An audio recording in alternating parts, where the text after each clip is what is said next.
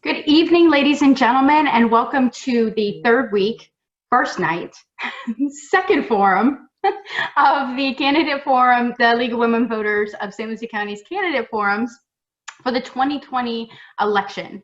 I'm Andy Poley. I am the president of the local League of Women Voters, and tonight we would like to welcome our Okeechobee friends to the west. We have with us to do a candidate forum. We're doing a district that's a little bit farther out west. We don't have quite so many St. Lucie people that vote in this particular election, so we're happy to have our Okeechobee friends with us this evening. Just a few quick little reminders for everyone. Mail-in ballots went out on September 25th, so if you've already requested your mail-in ballot, you've probably already received your mail-in ballot, but you still have a chance to request it up till October 24th. If you are on the fence, we suggest that you make a decision about that fairly quickly because of the post office situation and the different ways that things can go wrong with the mail. So the faster you can get it to yourself and the faster you can get back to your supervisor of elections office, the better off everything will be. Early voting in St. Lucie County starts October 19th. I can't say for certain if that's true for Okeechobee, but it does start in St. Lucie County on October 19th. And here in this county, we have 5 locations that St. Lucie County voters can vote at. Same 5 locations that we had for the primary election. Election day itself is November 3rd. If you vote on election day, you must vote at your assigned voting precinct. You can find information about your own early voting locations, ballot drop-off boxes, and your voting precinct by visiting your supervisor of elections office website or the office itself, or you can call it. To learn more about the candidates in this race and all the races on your ballot, or a lot of them, maybe not all of them, but a lot of them, you can visit the online voter guide at vote411.org. We ask different questions in this forum than we have asked on the website for this race. So you get to learn even more if you visit vote411.org. You can also learn about the 6 amendments that appear on your ballot if you visit that website. Or you can learn about it from us. We do free public education virtual meetings about the amendments themselves. Just visit our website to learn more about that. So tonight we're going to hear from candidates running for Florida House District 55. And the forums all have the same format. We do a 90-second opening with each candidate. Then there's a series of questions, 2 minutes for each candidate to answer each question. And then if we have questions on our Facebook Live, we will ask it on your behalf if we have time to squeeze it in. And then we move on to closing statements, which are 2 minutes apiece. Candidates are notified at 30 seconds and when their time has expired. So as always, we have our moderator, Carol Wyatt, with us this evening. Carol is the co-owner and operator of radio stations WPSL in Port St. Lucie, WSTU in Stewart, and WJNX in Fort Pierce. Carol is the president of the WPSL Christmas Kids of St. Lucie County. She's the past president of the Rotary Club of Port St. Lucie and a current member of the Port St. Lucie Businesswomen. She has lots of years of experience in broadcasting, including being a reporter in Los Angeles prior to moving here to Florida in 1993. We are, as always, honored to have her as our moderator. And so now I'm going to turn it over to Carol. Well, thank you, Andy, and certainly welcome to this League of Women Voters of St. Lucie County Candidate Forum. We thank the members of the League for developing all the questions for this evening. We thank the candidates for participating, and we thank you for informing yourselves about this general election in a very challenging year. So tonight, the race for Florida State Representative District 55. It's for a term of 2 years. It represents Western St. Lucie County, plus portions of Okeechobee, Glades, and Highlands counties. Our candidates, Linda Tripp, the Democrat, is with us this evening. Kaylee Tuck, Republican, was invited and may join us, but we will begin with opening statements. Linda Tripp. Thank you very much, Carol. It's a pleasure to be with you all tonight, and I thank you very much for the opportunity to speak. I am Linda Tripp, and I'm a resident of Glades County. I grew up in Miami and moved my family over here in 1980. And my entire professional career was in education. And I learned a lot of good skills in that profession that would see me well in Tallahassee. One of the big considerations for me is to make sure that people understand that there are different levels of government and that each has a specific place. Certain requirements of the federal government don't relate very well to directly back down to the local level. So the state, I believe, the state positions are sort of the negotiator between the federal government and the local municipalities. My personal feeling is that most of the information should start with the people at the grassroots level. And when that doesn't work because they have the best finger on the pulse of their community, then the state should step in, and then of course federal on top of that. Okay, well, thank you. Opening statement for Linda Tripp. Let's go to our first question. Both political parties have expressed concern for the impact of the presidential election on down ballot races. This is not a new phenomenon, but this election is not like other elections. In this hyper-partisan environment, regardless of your position, how do you convince voters to cross party lines and vote for you? Oh, that's an interesting question, Carol. Thank you. I've had people reach out to me from the Republican Party who are not satisfied with the president as what he has said, how he purports himself, and also with my opponent. They're not very happy that they are aligned. She is aligned with the president.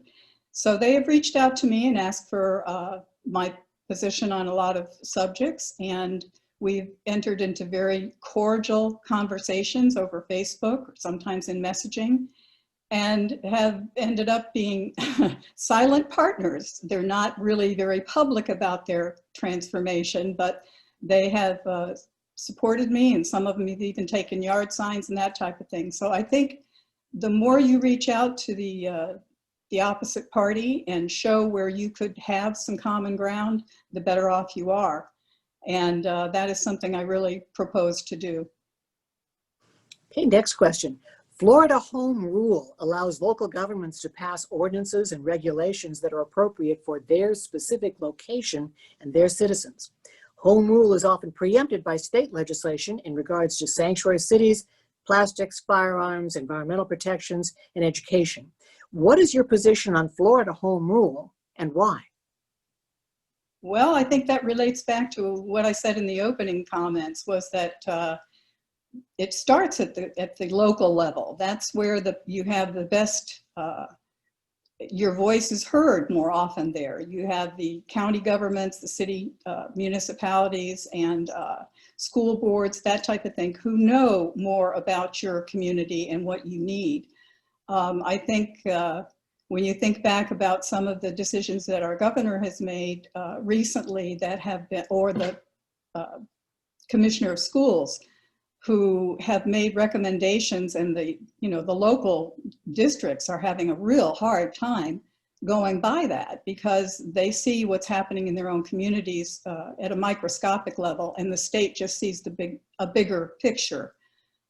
So I definitely support the home rule situation and think that that is the best place for those decisions to be made. Okay, next question. The population of Florida continues to grow at a rapid pace. The number of second home purchases is also on the rise. These changes have significant impacts on the state's infrastructure. How will you work to improve and expand infrastructure while maintaining Florida's environment and beauty? Oh my goodness, that's a loaded question. Infrastructure is, I have a problem sometimes with the amount of growth that happens in Florida that is just unprecedented, and it seems to just have a life of its own. This happens more frequently along the coasts, and I think that, definitely plays into the traffic situations, the water quality, that type of thing. In the central part of the state, we're now looking at this M-Course project that is supposed to put another turnpike, another toll road with all sorts of other infrastructure, broadband, utilities, water and sewer, that type of thing, but at a tremendous financial burden and also a burden on the environment. I have been following the task force meetings for that project, and it's a little disconcerting because it seems like they're just kind of plowing it through without a lot of regard for, the patchwork that goes on with trying to keep the environment safe and clean. And so along the coasts, I think we're probably in trouble because we have sea rise, we have the Lake Okeechobee situation where they're releasing a lot of water that has contaminants in it. So I think these things do need to be addressed, but I'm not sure exactly how at this point. But in a question related to that, the Indian River Lagoon is one of the most important and delicate estuaries in the nation. Decades of uninformed policies and development have negatively impacted the water quality and the ecosystem. What will you do to protect and improve the Indian River Lagoon now and for the future? Well, there was a law, I believe it was Senate Bill 712 that was passed this past summer that had to do with water quality.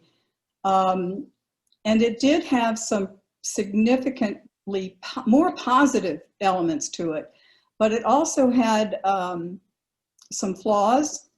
And I think that if that particular bill could be readdressed and strengthened, and perhaps some amendments made to it, that it could do a lot to relieve some of the pressure that's on the estuaries and the surrounding areas there. I know that I've been watching the releases or the potential releases from Lake Okeechobee and understand how they impact the St. Lucie River and the Caloosahatchee over on our side here. And it's a balancing act. It is a tremendous balancing act. And I've noticed that you have water management groups, you have watchdog groups, you have environmental protection groups, and under this bill, they're all doing reports and they're all making, these really significant, we're going to make testing really wonderful and great. And I wonder how much of that is actually going to get done. So I think that law really needs to be reinvestigated and in hopes of making the situation better for your side of the state.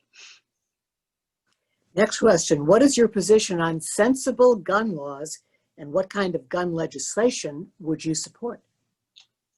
Oh, that is one that's near and dear to my heart. I first became involved in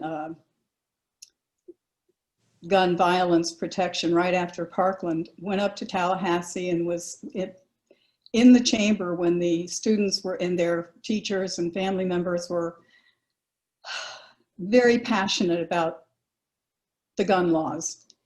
And I've since taken a look at it, and I don't have a gun myself, I'm not a gun owner, but I do appreciate that people have the right to own guns. I just don't believe that we have the right to completely have access to all types of guns. I definitely would try to do away with the assault rifles.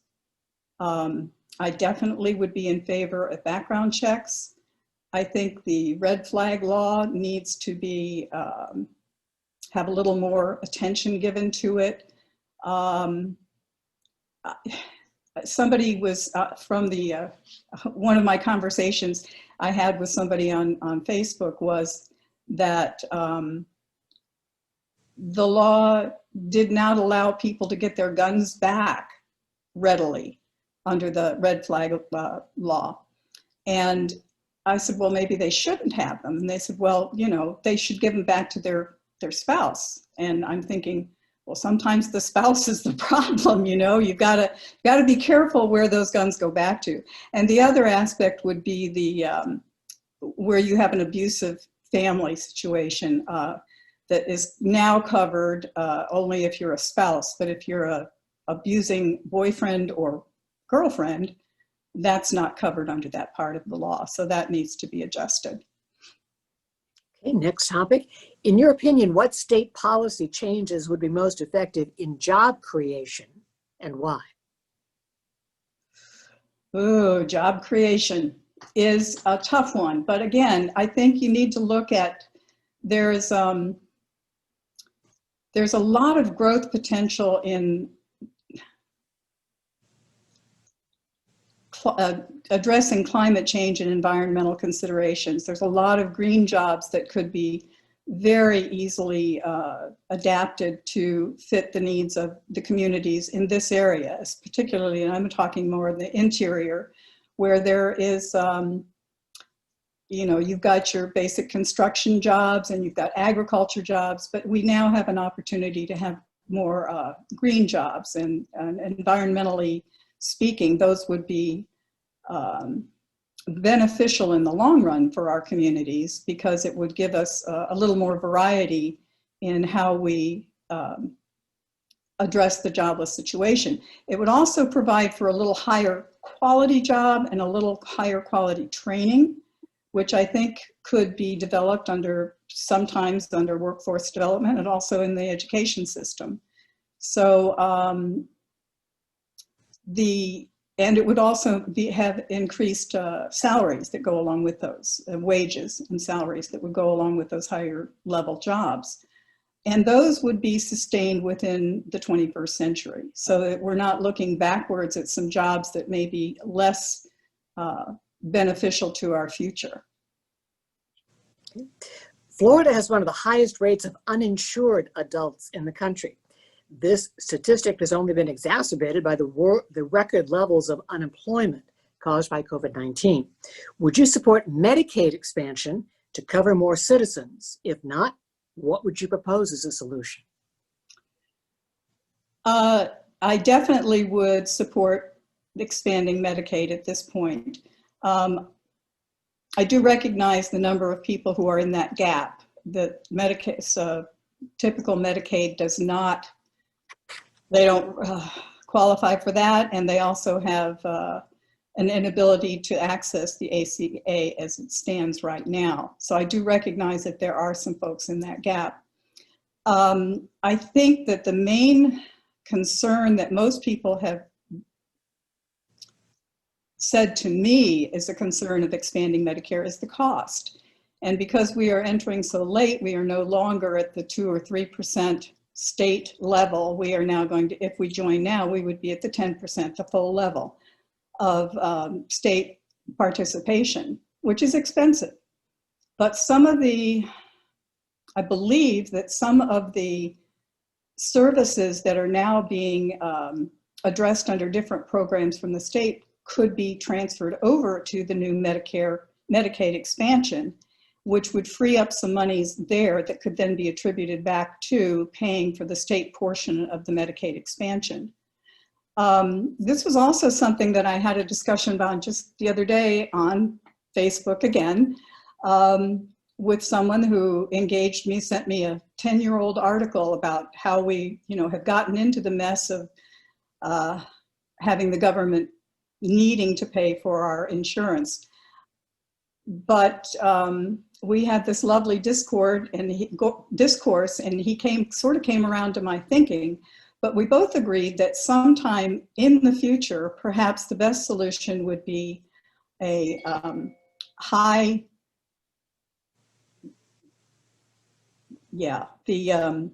catastrophic insurance that would be provided for everybody with a health savings account as a backup plan. So if we didn't do Medicaid, then that would be probably the better solution. Okay, on a different topic, in the rollout of 5G networks, state and local governments have been preempted by federal agencies in regard to antenna placement. These antennae may have detrimental effects on citizens and wildlife, as well as interfere with other communication systems, according to NASA and NOAA. Would you support a state effort to delay 5G rollout until state and local input is provided?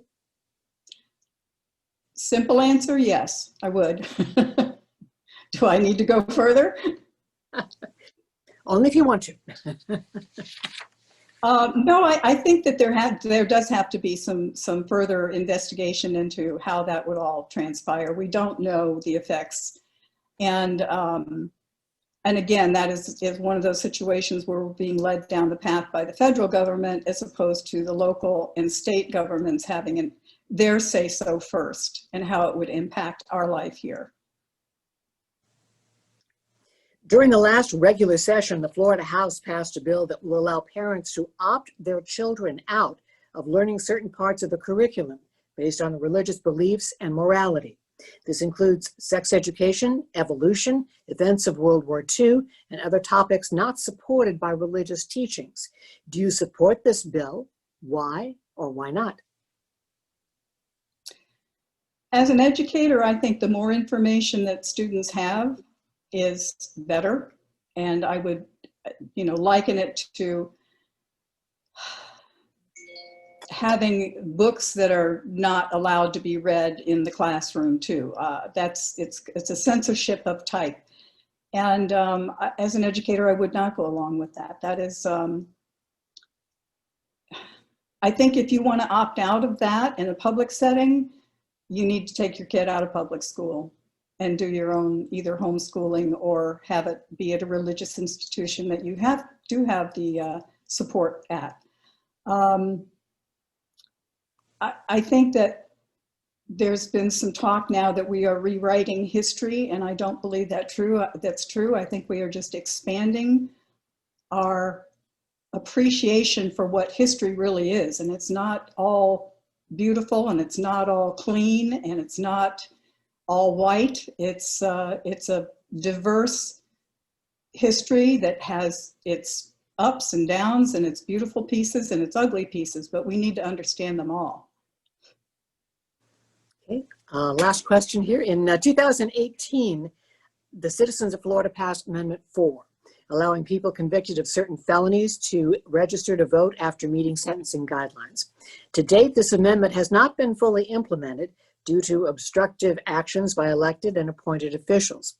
What will you do to ensure that this and all future amendments passed by the voters are implemented swiftly and accurately? Well, there you have the situation where the people have spoken and the legislature is not listening. And there was a sincere attempt by the people of this state to bring in some disenfranchised voters, to make them whole, to give them a voice. And the legislature did not agree and decided to put up roadblocks. And I think that's seriously misguided. I had a chat with a young woman the other day who admitted to me she was a felon who could not get her registration approved. She could not pay her fines. She could not pay the restitution. And she had tried to reach out for the Bloomberg association, that association's money, and it was not going to happen. And here it was, 2 days before registration closed. She was a delightful young woman, had sincerely regretted what had happened in her life and was trying to make herself whole, and was, really sad that she could not participate in this election.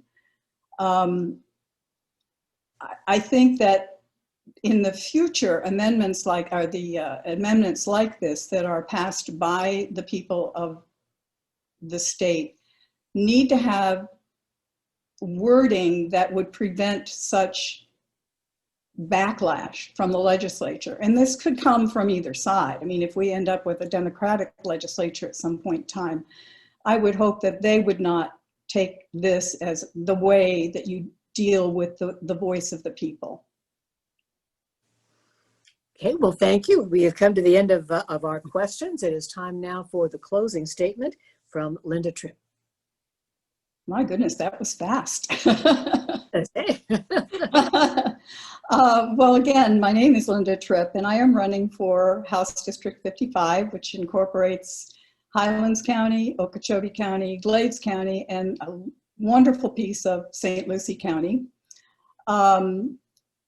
My experience in education has prompted me to be a negotiator and a listener.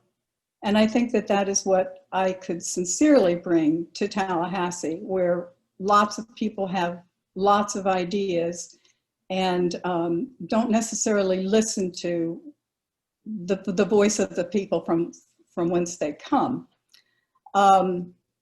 As I stated earlier, I think that that all happens at the local level, and that my job would be to take what the people want, not necessarily what I want, but what the people want, to Tallahassee and make it work for everybody.